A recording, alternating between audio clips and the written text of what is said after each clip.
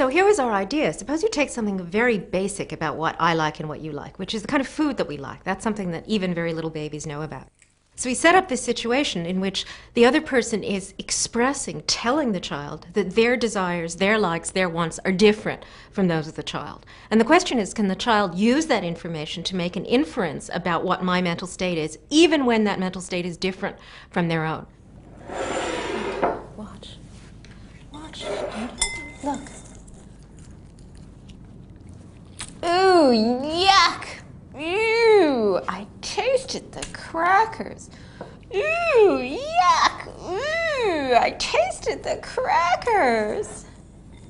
Okay, now look, Simon, look. Mmm, broccoli. Mmm, look, Simon. Mmm, I tasted the broccoli. Now, Simon, could you give me some? Could you give me some? Could I have some?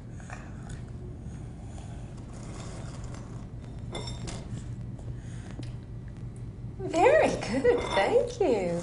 So what we found was that children younger than 18 months, about 14 months old, would consistently act as if we wanted the same thing they did.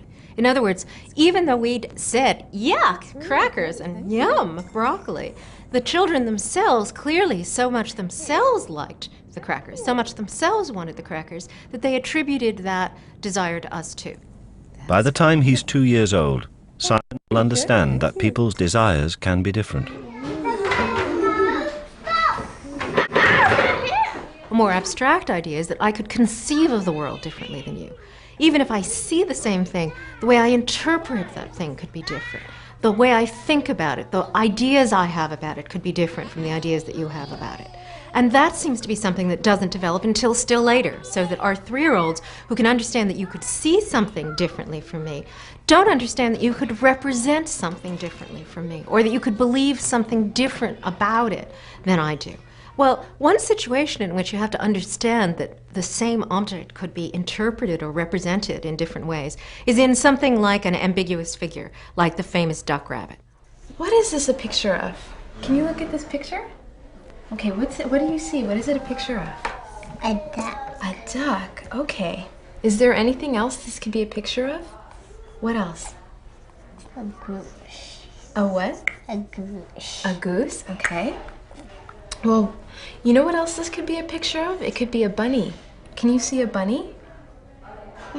Okay, where are the bunny's ears? There, okay. Where's the duck's beak?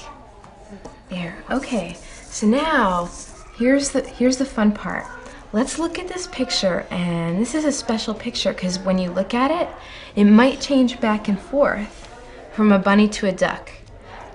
What we've discovered is that even when you explain at great length the two different interpretations to young children, say to 4-year-olds, they still have a lot of difficulty switching back and forth from one representation to another. And the 3- and 4-year-olds that we've tested simply say it doesn't switch back and forth from one object to another. They just don't experience multiple representations of the same object.